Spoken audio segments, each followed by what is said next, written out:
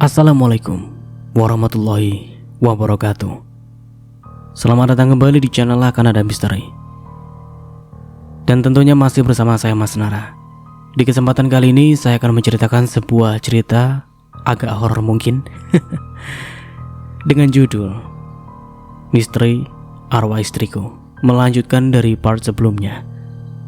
Oke, seperti biasa sebelum ke ceritanya, bagi kalian yang belum subscribe channel Akan Ada Misteri, silakan bisa subscribe dulu dan aktifkan lonceng notifikasinya agar kalian tidak ketinggalan cerita menarik dari channel Akan Ada Misteri. Dan jangan lupa juga untuk share and like, tentunya agar Mas Nara lebih semangat lagi untuk menghibur kalian. Oke, kalau sudah terima kasih, and so get ready to be haunted. Haris. Fahmi menyebut nama lelaki yang beberapa waktu yang lalu diberitahukan oleh Mira. Marni masih diam. Bukan inginnya membuka aibnya, tapi dia sudah tidak tahan dengan perlakuan suaminya. Mana ada suami yang tega menjual istrinya saat kehabisan uang? Bukankah itu laki-laki gila? Marni, kenapa kamu jadi begini? Sesal Fahmi. Marni yang dia kenal bukan seperti itu. Marni adalah wanita polos dan juga manja. Dia menyukai Marni karena sikap manjanya. Dia merasa sangat dibutuhkan saat Marni butuh dirinya. Ini semua gara-gara kamu, Mas. Marni terisak. Seandainya saja dia tidak gegabah meminta bantuan Ridwan dan melakukan perzinahan dengan Ridwan. Mungkin jika dia tidak mempercayai begitu saja omongan Ridwan tentang Fahmi, nasibnya tentu tidak akan seperti ini. Kenapa kamu tidak percaya kepadaku? Bukankah pernikahan itu seharusnya saling percaya? Sesal Fahmi. Pernikahannya yang telah mereka jalani selama 5 tahun harus berakhir seperti itu. Mungkin kalau perpisahannya tidak seperti itu. Dia tidak terlalu menyesalkan. Fahmi ingin saat menikah secara baik-baik, perceraiannya juga harus baik-baik. Tapi aku tidak terima kamu bersama Mira. Aku begitu mencintaimu, Mas. Marni menghela nafasnya. Tidak ada yang dia pikirkan kecuali penyesalan. Seandainya waktu bisa berputar, Marni tidak akan melakukan hal bodoh. Dia sudah mempunyai suami yang sangat baik dan tanggung jawab. Dan seandainya waktu diundur kembali, dia mungkin akan memperlakukan Fahmi dengan baik. Cinta itu tidak seperti ini, Marni. Cinta itu harus saling memahami dan saling menerima. Seperti aku yang tidak pernah mempermasalahkan tentang anak. Satu hal yang Marni lupa, dia punya suami yang mau menerima apa adanya. Marni akhirnya hanya bisa berharap Fahmi masih mau menerimanya kembali. Dia ingin lepas dari pernikahannya dengan Ridwan. Sekarang pulanglah. Suamimu pasti menunggumu. Fahmi mengusap rambut Marni dengan lembut. Dia merasa kasihan dengan wanita itu. Seandainya Marni menemukan suami yang baik, dia tidak akan terus kepikiran. Oke, flashback off. Mira langsung masuk ke kamar. Dia kecewa dengan sikap suaminya. Seharusnya malam ini adalah malam pertama mereka, tapi suaminya seperti tidak bahagia dengan pernikahannya. Fahmi masih resah setelah pertemuannya dengan Marni kemarin. Dia terus saja kepikiran mantan istrinya itu. Setelah mereka berbicara, Ridwan ternyata tahu kalau mereka bertemu. Ridwan marah dan menampar Marni. Bayangan itu terus saja mengantuinya. Seandainya dia bisa, dia akan membantu Marni lepas dari Ridwan.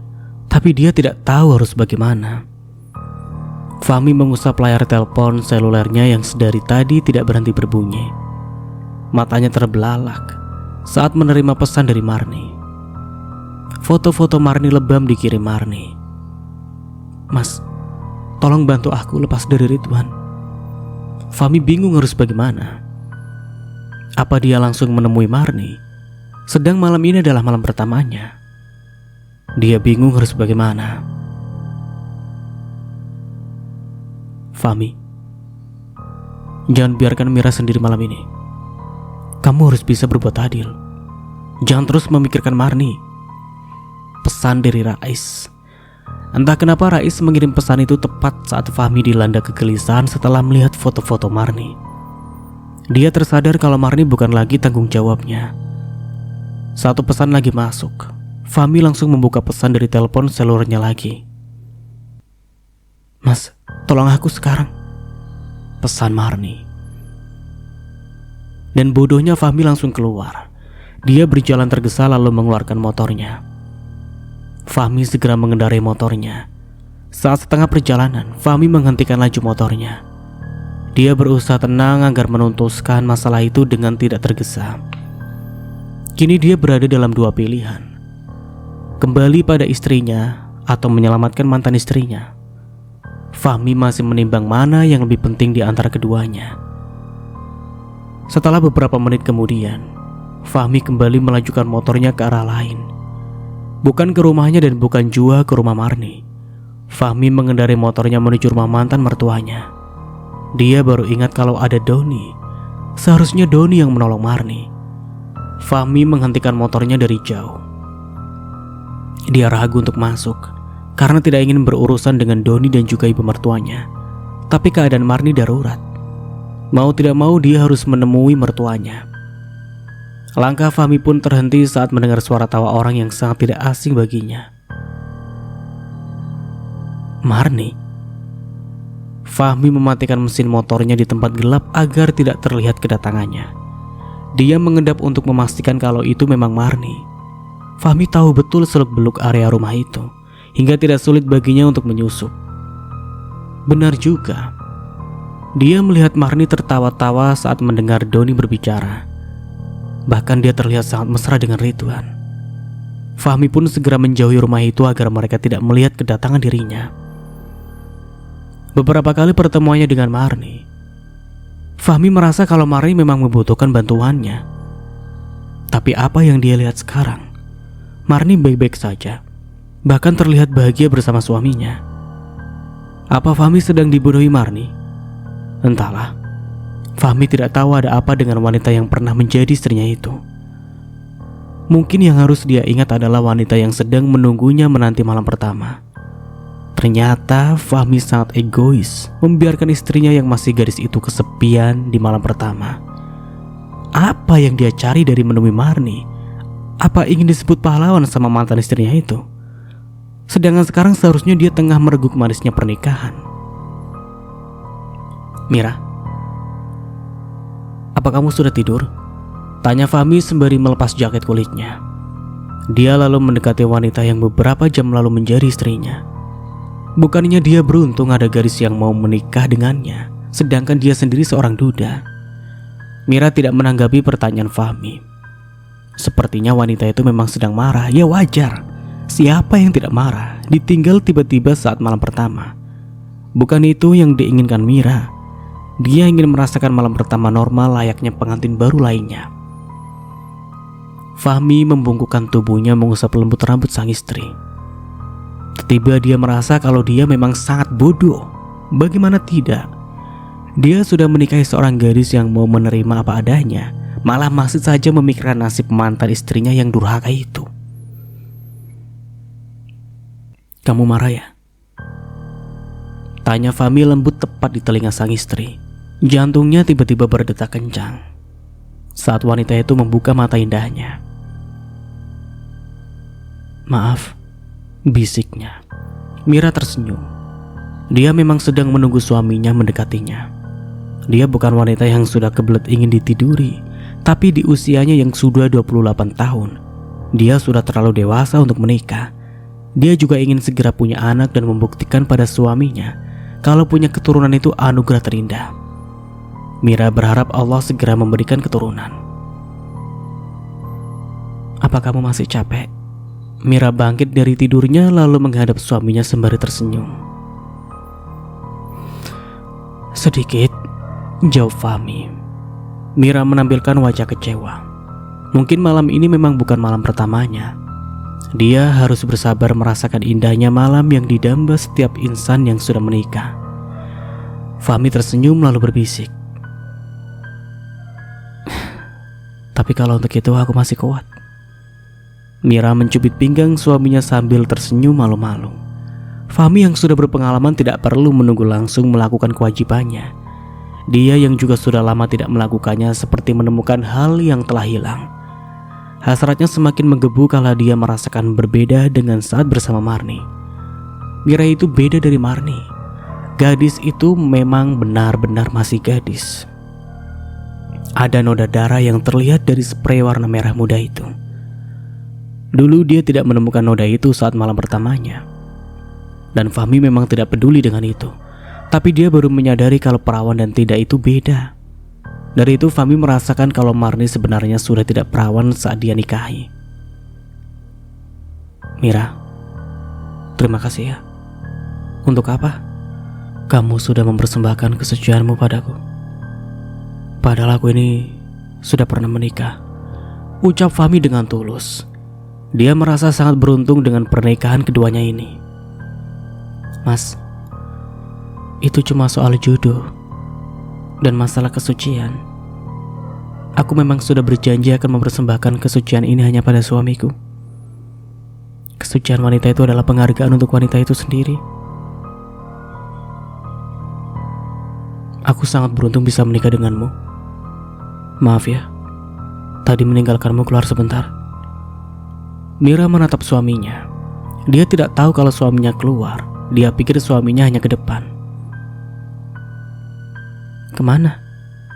"Marni tadi mengirim pesan. Dia minta bantuanku," jawab Fahmi. "Dan Mas menemuinya?" "Iya." Mira langsung memalingkan wajahnya. Dia kesal dengan suaminya yang masih saja menemui mantan istrinya. Sepertinya Marni akan menterornya terus meski sudah tidak dengan pura-pura menjadi hantu. "Awalnya aku memang akan menemui Marni. Tapi aku berubah pikiran. Aku berencana meminta Mas Doni untuk menolong Marni. Tapi ternyata Marni sedang berada di rumah orang tuanya bersama suaminya." "Jadi dia berbohong?" tanya Mira. "Mungkin. Mas ngerasa gak sih kalau Mbak Marni akan meneror kita lagi?" Fahmi berpikir sejenak mengingat apa saja yang Marni lakukan kepadanya. Beberapa kali memang Marni menghubunginya, apalagi saat dia akan menikahi Mira. Dia menyetujui ucapan Mira. Sangat mungkin Marni menerornya lagi.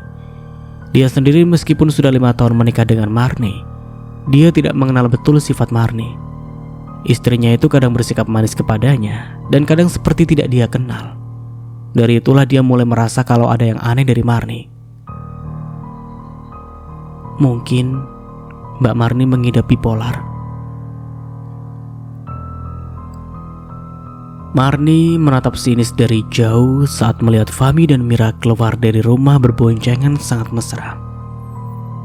Terlihat jelas wajah cerah terpancar dari wajah Fahmi.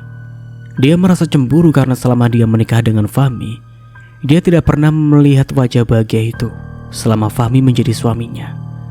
Hati Marni panas. Ada kecemburuan di sana. Setelah memastikan aman, Marni berjalan mendekati rumah Fahmi. Dia merogoh di bawah pot bunga. Benar juga, suaminya memang terbiasa menaruh kunci di bawah pot bunga. Marni tersenyum menyeringai. Dia celingukkan memastikan tidak ada yang melihatnya. Dia pun membuka kenop pintu dan langsung masuk rumah itu. Pertama kali yang dia lihat adalah ruang tamu. Ruangan itu begitu bersih. Lalu Marni masuk ke kamar paling depan, bukan kamar utama. Seperti tidak pernah dihuni. Sudah bisa dipastikan kalau Mira tidak tidur di kamar depan. Marni semakin merasakan dadanya sakit, membayangkan Mira tidur bersama Fahmi. Dia tidak rela jika itu terjadi. Seharusnya mereka tidur tidak bersama. Setelah memastikan kamar depan Mira berjalan ke menuju dapur, dia masih belum berani masuk ke kamar utama. Dia takut menemukan hal yang membuatnya sakit hati. Dapur itu sangat bersih. Dia lalu membuka tudung saji. Ternyata banyak sekali makanan di sana. Marni tergoda untuk mencicipi masakan istri mantannya itu. Marni mencepik, meskipun rasa masakan itu cukup enak. Lumayan, tapi masih kalah sama masakanku, gumamnya. Marni membuka pintu belakang menuju tempat jemur pakaian. Dia menelan ludahnya dengan kasar. Spray warna merah muda dijemur melintang. Lalu pakaian dalam perempuan dan laki-laki dijajar. Dia juga melihat pakaian tipis berwarna merah tua. Dasar jalan gatal, umpatnya. Marni menutup pintu itu. Dia lalu berjalan menuju kamar utama. Tangannya bergetar saat akan menarik tuas pintu. Dadanya panas, membayangkan apa yang akan dia temui nanti di dalam kamar itu. Tapi rasa penasarannya begitu besar. Akhirnya dia membuka kamar utama itu. Wangi pengharum ruangan langsung menyeruak di indera penciuman. Marni berjalan mendekati meja rias. Dia mencebik saat melihat beberapa bedak murahan berada di atas meja serta parfum pasaran. Dulu dia ogah membeli barang murah seperti itu. Namanya murahan ya barangnya juga murahan, kata Marni. Matanya tertuju pada jaket kulit Fahmi yang digantung di gantungan baju dekat pintu. Marni mengambilnya lalu menciumnya. Aroma parfum dan bau keringat Fahmi. Dia memeluk jaket itu mengingat kebersamaannya dengan mantan suaminya. Air matanya menetes, lelaki yang dulu sangat mencintainya kini telah menjadi milik orang lain. Ini kenapa pintu tidak dikunci? Terdengar suara Romlah dari depan. Marni panik. Dia langsung mencari persembunyian. Suara langkah kaki semakin mendekati kamar itu. Marni berusaha menahan nafasnya agar mantan mertuanya tidak menyadari kalau ada dirinya di sana. Mir, kamu di rumah? Marni menggigit jaket kulit Fahmi. Dia takut jika ketahuan mantan mertuanya. Wanita berambut sebahu itu memejamkan matanya saat melihat Romlah masuk dengan sempurnya, lalu celingkukan mungkin mencari keberadaan Mira.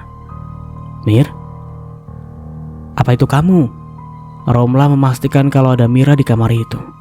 Karena tidak ada sautan, Romlah keluar kembali. Marni menghela nafasnya lega karena dia tidak ketahuan. Tapi posisinya belum aman, karena ibu mertuanya bukannya keluar, malah tetap berada di rumah itu. Dengan terpaksa Marni bertahan di balik pintu. Dia mengintip apa yang dilakukan mantan mertuanya itu. Romlah mengambil remote televisi. Dia lalu menyalakan televisi dengan memangku toples berisi kue kering.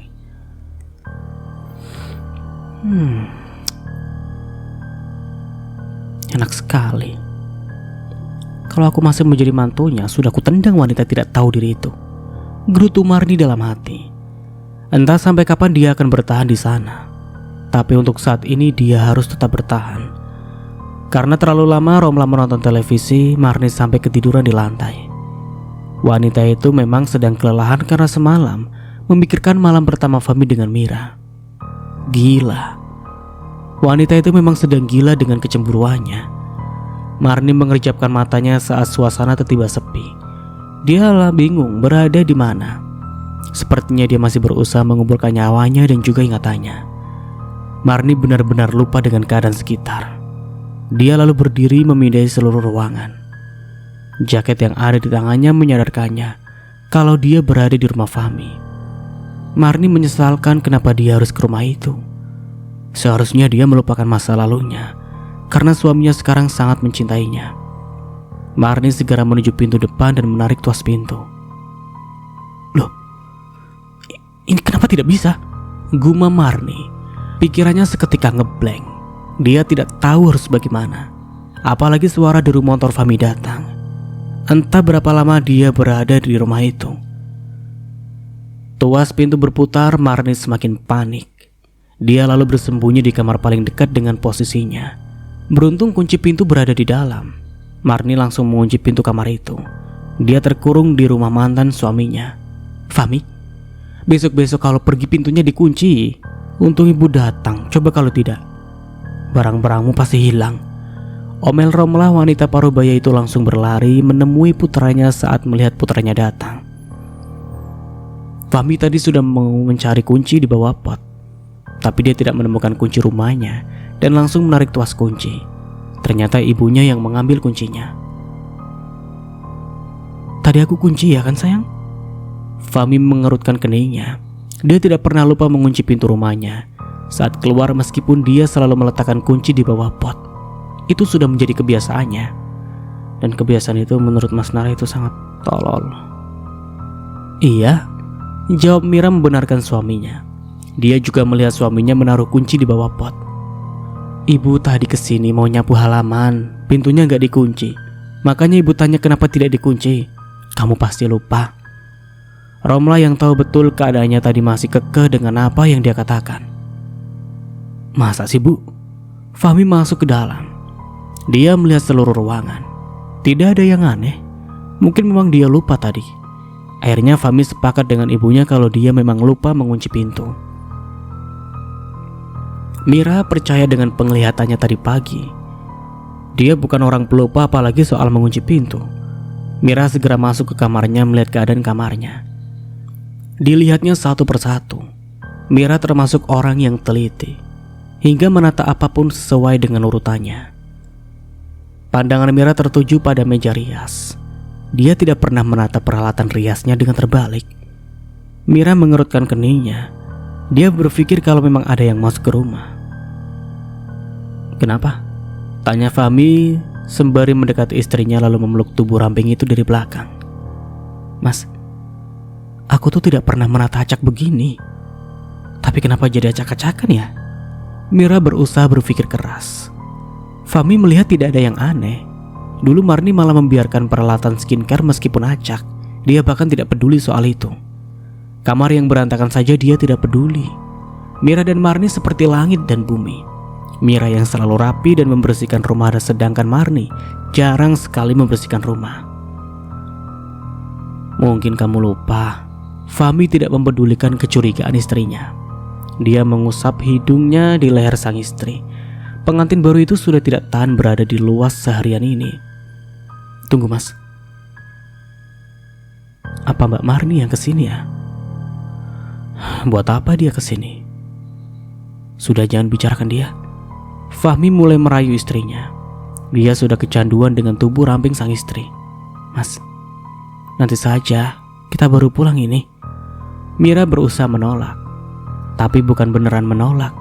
Dia hanya pura-pura. Pengantin baru itu akhirnya melakukan aktivitas halal sebelum akhirnya mandi. Mereka meluapkan apapun yang terasa ganjil di rumahnya. Suara-suara desahan mengganggu telinga Marni. Wanita itu menutup telinganya. Dia seperti sedang mendapatkan balasannya. Dulu dia melakukan itu saat Fahmi ada di rumah. Ternyata sangat menyakitkan mendengar orang yang dicintai sedang bercinta. Air matanya pun luruh mengingat keindahan pernikahannya dulu bersama Fahmi. Dia cemburu karena Fahmi tidak pernah melakukannya selama itu bersamanya. "Kamu jahat mas. Kenapa dulu sama aku cuma sebentar?" gumamnya lirih. Tiba-tiba Marni ingat kalau dia harus keluar dari rumah itu. Dia segera mengendap melihat sekeliling. Setelah dirasa aman, Marni segera keluar. Dia yakin orang yang sedang bercinta tidak akan peduli dengan apapun. "Mas, dengar orang buka pintu gak? Pintunya udah aku kunci." Fahmi masih fokus pada aktivitasnya. Dia tidak peduli meskipun istrinya terlihat gelisah. Meskipun itu ibunya, tidak mungkin juga ibunya akan masuk ke kamar.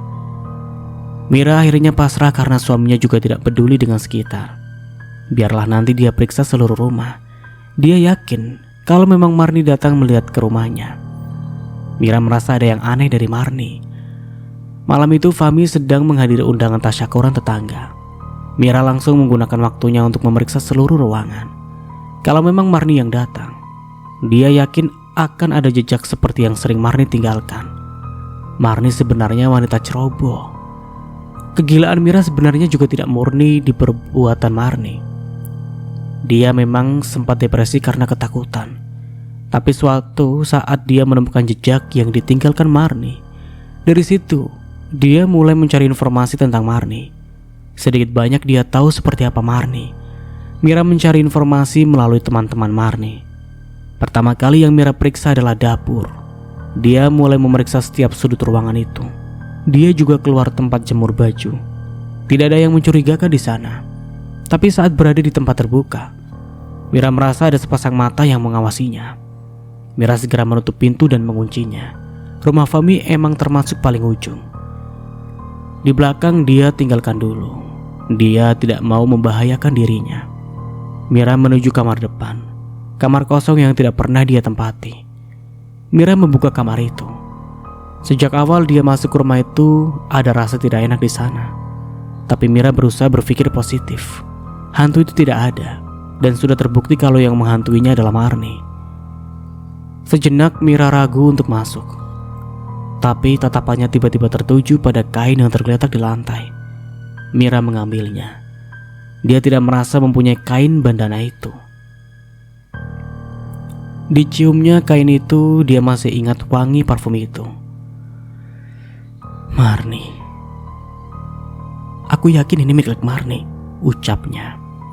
Saat sedang fokus mencari barang bukti lagi, tiba-tiba suara ketukan di jendela membuat bulu kuduk Mira meremang. Mira. Fahmi segera pulang karena saat dia berangkat, Mira memintanya segera pulang. Dia merasa tidak tenang apalagi Mira terus saja mengatakan kalau Marni yang telah datang ke rumahnya. Mira, kamu kenapa? Fahmi langsung menghampiri istrinya yang berdiri tegang dengan wajah pucat. Kamu kenapa? Fahmi menepuk pipi Mira agar tersadar. Mas, itu ada. Mira memeluk Fahmi sambil menangis. Aku takut. Sudah ada Mas di sini, jangan takut, ucap Fahmi sembari memeluk istrinya. Fahmi merasa kalau Mira belum sembuh benar. Dipapahnya sang istri menuju kamar mereka. Dia lalu mengambilkan air minum dan meminumkannya. Istrinya sudah terlihat tenang, tapi kekhawatiran tentang kejiwaan Mira masih saja membuatnya tidak tenang. Dulu beberapa temannya pernah mengingatkan kalau kemungkinan sakitnya Mira akan kambuh jika Mira tertekan. Tadi ada yang mengikutiku di belakang. Dan di kamar depan juga ada. Mungkin itu Mbak Marni, aku yakin Mbak Marni yang meneror kita lagi, kata Mira dengan terbatas sambil menatap kosong. Mira, sayang, sudah jangan berpikir macam-macam. Mungkin itu hanya halusinasimu saja. Ayo istirahat, ujar Fahmi lalu menatap bantal agar istrinya tidur dengan tenang. Mas, jangan kemana-mana, aku takut, pinta Mira. Fahmi menghentikan gerakannya. Dia kembali duduk di dekat istrinya yang menarik tangannya dan mencengkramnya dengan erat. Fahmi harus bersabar lagi. Diusapnya rambut sang istri agar tenang dan segera tertidur. Mas, Mbak Marni pasti melakukan teror lagi pada kita. Kenapa dia masih saja menggangguku padahal dia sudah menikah? Ucap Mira dengan mata terpejam. Tidurlah, jangan berpikir macam-macam. Setelah menunggu beberapa menit, akhirnya Mira tidur juga. Fahmi keluar dari kamar untuk memeriksa kamar depan. Sejak tadi Mira terus saja meracau ada orang di kamar depan. Memang sejak pertama Mira di rumahnya, Mira selalu ketakutan masuk ke kamar depan. Dibukanya pintu kamar dengan pelan agar tidak menimbulkan suara. Pintu kamar depan memang agak bergesek dengan lantai. Fahmi memindai seluruh ruangan. Dia tidak menemukan apapun yang mencurigakan. Lalu dia memeriksa ke belakang. Di sana juga tidak ada yang mencurigakan. Fahmi mulai mengingat ucapan dokter tentang kondisi Mira. Dokter mengatakan kalau bisa saja Mira mengalami depresi lagi jika tertekan. Mungkin karena ketakutan Mira membuatnya berpikir yang aneh-aneh tentang adanya teror. Apa yang tidak nyata kadang dianggap nyata. Apa yang benar kadang dianggap tidak benar. Kadang kejujuran dianggap ketidakjujuran. Ya begitulah manusia yang tidak mempercayai pasangannya. Fahmi meninggalkan istrinya ke kantor karena dia ingin Mira tetap di rumah agar bisa beristirahat.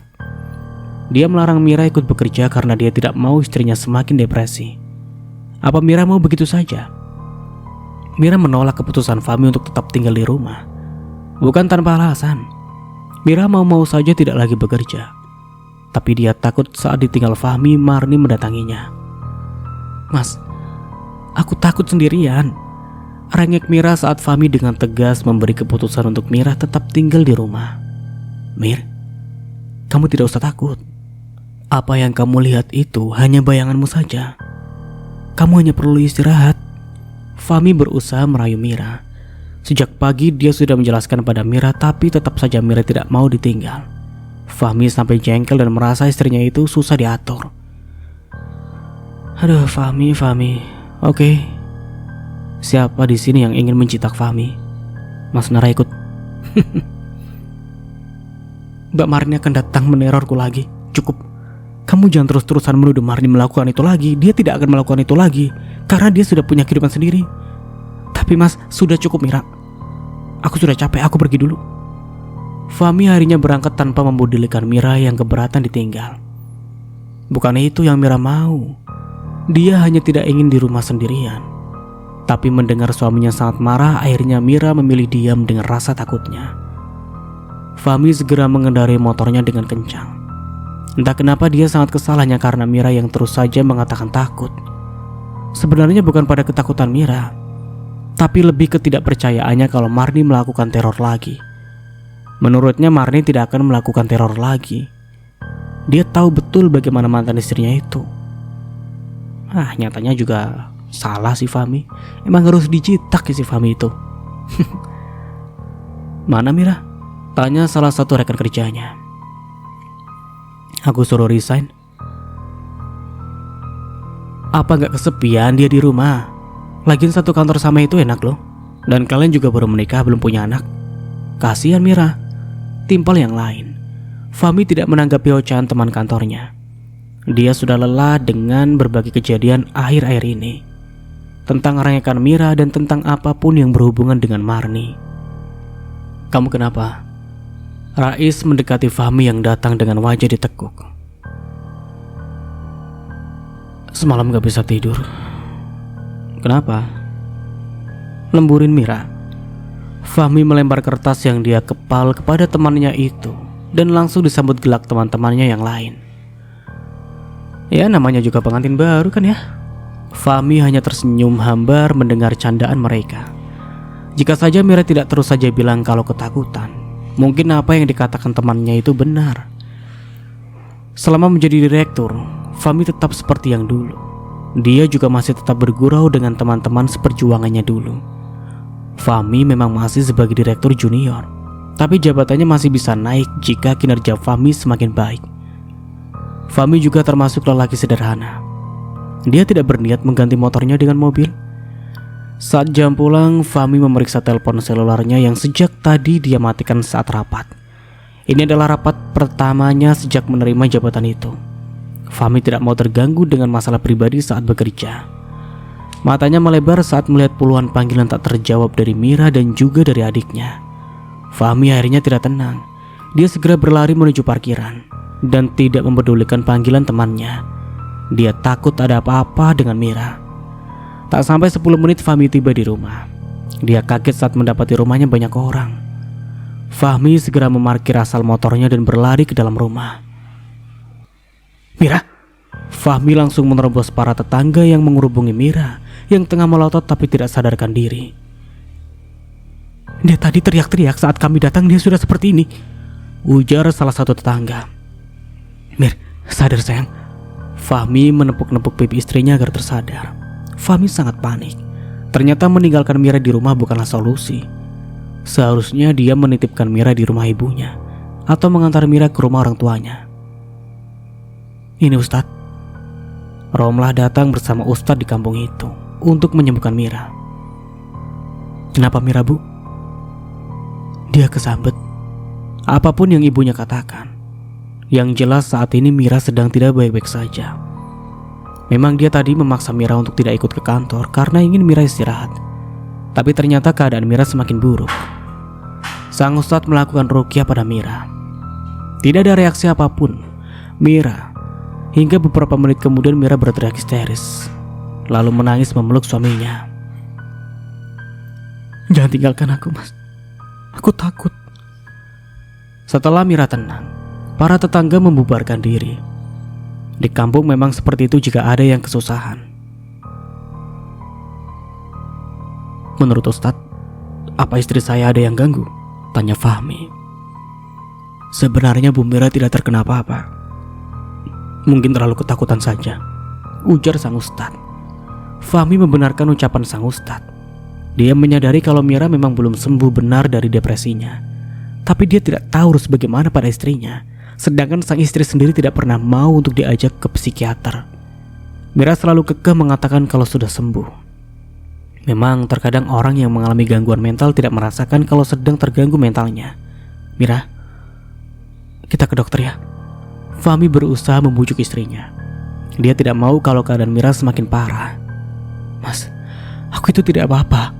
Tolong percaya padaku kalau yang aku lihat itu nyata. Mbak Marni menerorku lagi. Mira berusaha meyakinkan suaminya untuk kesekian kalinya.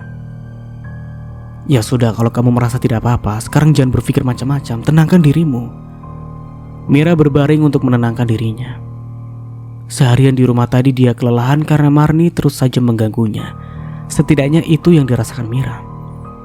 Fahmi keluar dari kamar. Dia juga tidak kalah lelah. Setelah kejadian teror yang bertubi-tubi, sekarang ditambah keadaan Mira yang semakin menguras pikirannya. Seandainya dia tidak nekat menikahi Mira, mungkin keadaannya tidak seperti ini. Marni pernah mengatakan kalau orang yang pernah gila, meskipun sudah sembuh, ada kemungkinannya kambuh. Parahnya Fahmi menerima informasi itu secara mentah-mentah. Rais yang mendengar keadaan Mira tidak baik, datang untuk memastikan bersama istrinya. Dia sebagai sahabat tidak tega mendengar kesusahan temannya. Fahmi, bagaimana keadaan Mira? Tanya Rais penuh kekhawatiran. Mau tidak mau, dia ikut andil atas pernikahan sahabatnya itu. Di mana Mira sekarang?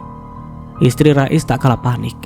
Dia yang sudah menganggap Mira sebagai adik sendiri setidaknya tahu betul bagaimana keadaan Mira. Mungkin dari semua orang yang kenal Mira hanya dia yang tahu tentang sandiwara gilanya Mira. Di dalam, kamu masuk aja. Fahmi menuju kamarnya agar wanita ayu itu menemui istrinya.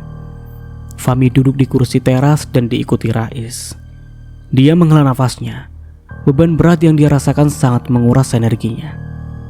Dia lelah dengan semua ini dan ingin segera lepas dari masalah yang terus saja menghinggapinya. Bukan ini yang dia inginkan setelah menikah lagi. Menikah adalah mencari ketenangan. Fahmi belum sepenuhnya mendapatkan ketenangan yang sesungguhnya. Sejak pernikahannya dengan Marni, memang dia senang Marni sangat tergantung kepadanya. Tapi beban berat itu datang saat Marni dinyatakan tidak bisa hamil. Bukan masalah anak yang membuat hidupnya berat, tapi sikap Marni yang terlalu posesif, dan kini dia juga dihadapkan oleh sikap Mira yang terus saja membuatnya tidak tenang. Kenapa wanita selalu membuatnya dalam kesusahan? Sebenarnya kenapa Mira? Tanya Rais setelah menunggu Fahmi tampak tenang.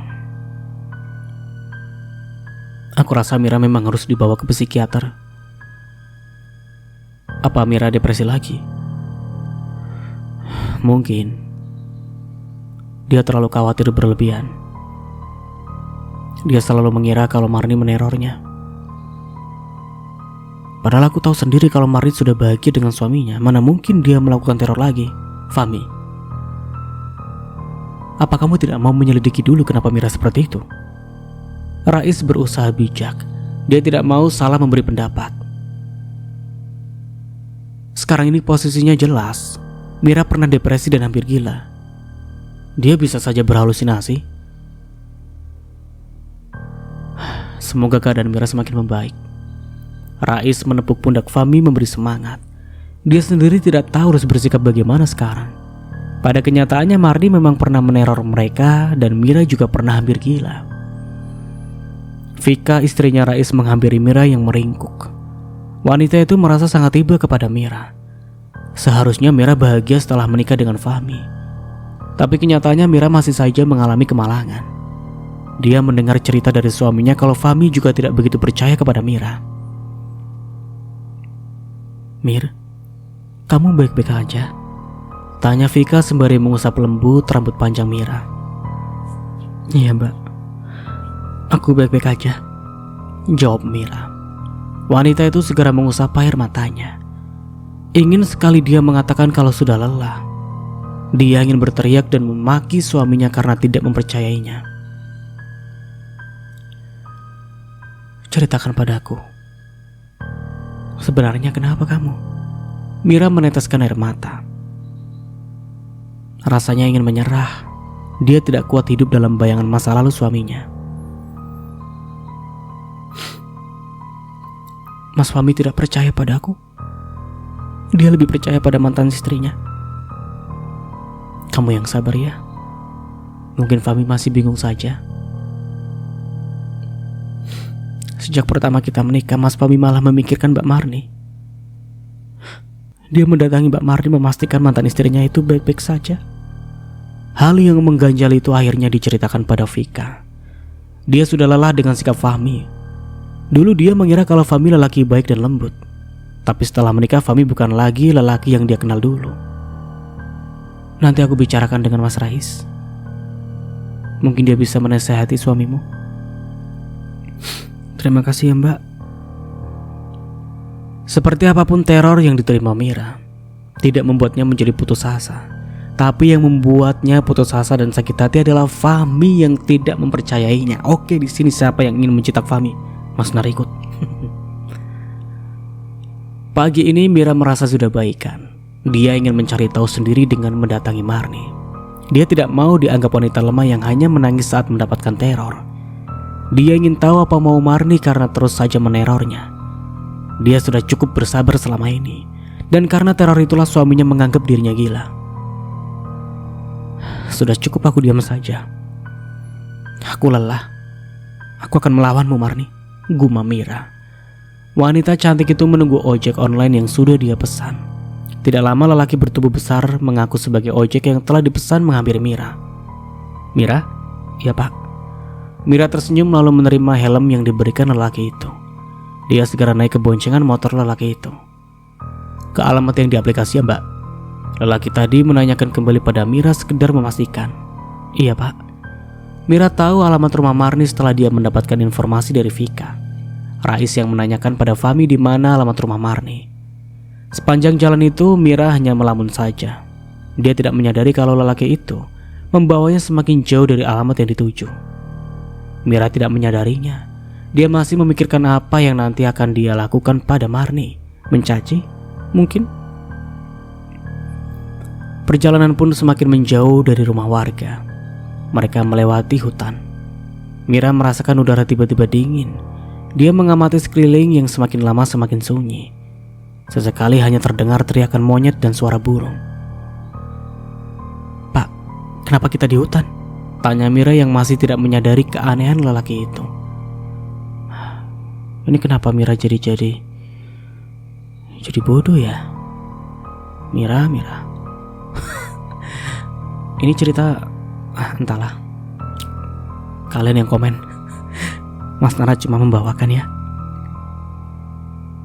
Lelaki bertubuh besar itu tersenyum menyeringai. Dia tidak menjawab pertanyaan Mira. Sebenarnya dia khawatir sebelum masuk hutan wanita itu menyadarinya. Tapi ternyata keberuntungan di pihaknya. Mira tidak menyadari sampai dia semakin jauh masuk ke hutan. Pasti bapak salah jalan ini. Mira menepuk pundak lelaki itu. Motor pun berhenti, tepat di dekat sebuah gua. Mira semakin merinding mengamati sekitar. Lalu tanpa dia sadari, lelaki itu tiba-tiba menarik tangannya dan mengikatnya di belakang. Pak, ada apa ini? Lepaskan. Mira meronta. Dia tidak sadar juga kalau sedang diculik. Lepaskan. Bapak mau apa? Lelaki itu tersenyum lalu menarik dagu Mira. Tatapannya liar penuh nafsu begitu yang dirasakan Mira. Aku akan menyenangkanmu di sini cantik. Kata lelaki itu sambil menyeringai. Mira meronta saat lelaki itu menarik dagunya. Dia sadar kalau saat ini dalam bahaya. Fahmi mengusir Rais dari ruangannya saat Rais berusaha menasihatinya. Dia merasa kalau Rais terlalu ikut campur. Awas kamu Mir. Kenapa kamu menceritakan masalah kita pada orang lain sih? Gerutunya ini Fahmi juga. Orang mana nih Fahmi? Saat jam pulang, Fahmi segera kembali ke rumah. Dia ingin segera menegur istrinya agar tidak menceritakan masalah rumah tangga mereka pada orang lain. Sepanjang perjalanan Fahmi berpikir membandingkan antara Marni dan Mira. Dia semakin menganggap Mira tidak lebih baik dari Marni. Rumah terlihat sepi, tidak biasanya rumah tertutup rapat.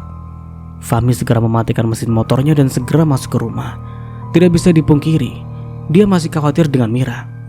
Ditariknya tuas pintu, ternyata pintu terkunci. Fahmi merogoh kunci di bawah pot. Dia menemukan kunci dan segera membuka pintu. Dia penasaran sebenarnya istrinya ada di rumah atau tidak. Ruang tamu terlihat rapi, dia lalu melangkah ke kamar. Di sana, dia tidak menemukan istrinya. Lalu menuju ke dapur, tetap saja dia tidak menemukan istrinya. Fahmi berpikir sejenak. Apa mungkin Mira ke rumah orang tuanya? Fahmi lalu menghubungi kakak Mira yang tinggal bersama ayah mertuanya. "Iya dek, ada apa?" Sapa wanita dari sambungan telepon. "Mbak, apa Mira di sana?" tanya Fahmi. "Tidak." "Apa dia tidak ada di rumah?" tanya wanita itu balik. "Tidak." Mungkin ke rumah temannya." Fahmi berusaha berbohong menutupi kelakuan Mira yang tidak izin saat keluar. Setelah menghubungi kakak Mira, dia lalu menghubungi istri Rais. Dan ternyata sama saja Mira tidak ada di sana.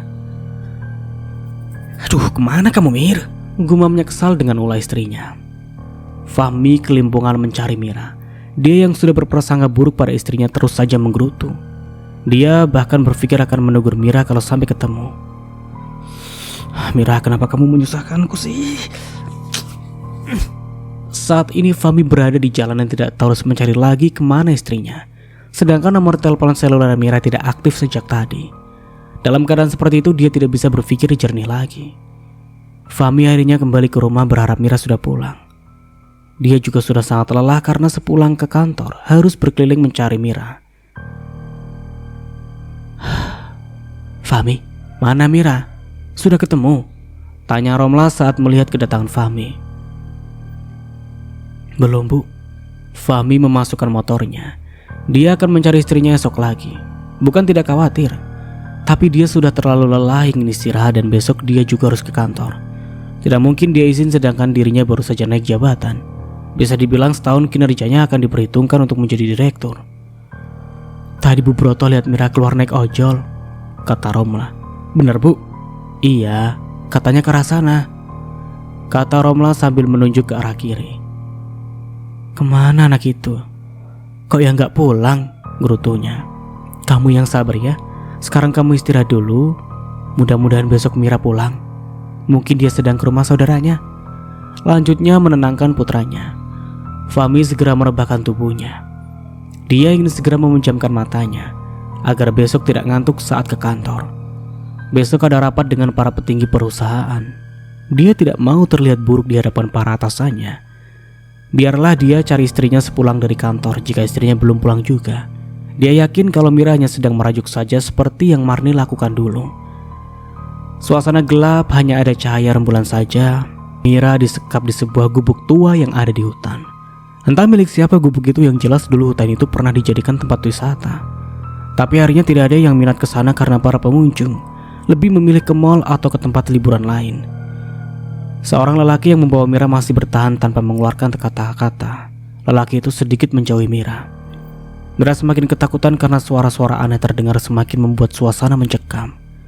Yang membuat Mira takut bukan hanya suasana yang mencekam, tapi lelaki yang sedari tadi menatapnya.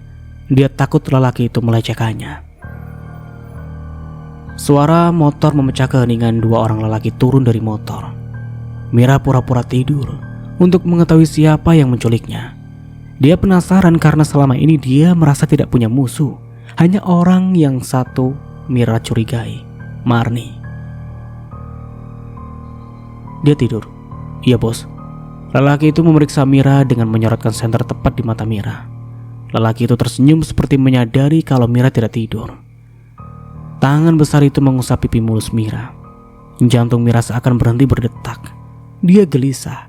Apalagi di tempat sepi seperti itu, bagaimana kalau dia digilir lelaki besar itu? Mira sampai menahan nafasnya ketakutan. "Jangan takut, cantik. Kami tidak akan memperkosamu," kata lelaki itu. Mira bernafas lega. Dia lalu membuka matanya dan bangun dari tidurnya, lalu menggeser tubuhnya menjauhi lelaki itu. "Kecuali kalau kamu sukarela melayani kami." Lelaki itu menyeringai melihat Mira yang ketakutan. Kedua lelaki yang lain ikut tertawa dengan tatapan penuh nafsu kepada Mira. Lelaki mana yang tidak tertarik pada wanita secantik Mira? Kulit putih, bibir merah alami, dan rambut panjang sepinggang. "Kalian mau apa?" Mira bertanya dengan bibir bergetar. Lelaki itu mengulurkan sebungkus makanan dan juga air mineral. Sesekali tangannya mengelus pipi mulus Mira. Dan sampai di sini dulu ceritanya. Nantikan kelanjutan ceritanya di part berikutnya. Dari saya mohon maaf bila ada salah kata atau dalam penyampaian cerita. Akhir kata, wassalamualaikum warahmatullahi wabarakatuh. Sampai jumpa di video selanjutnya and see you. Ciao.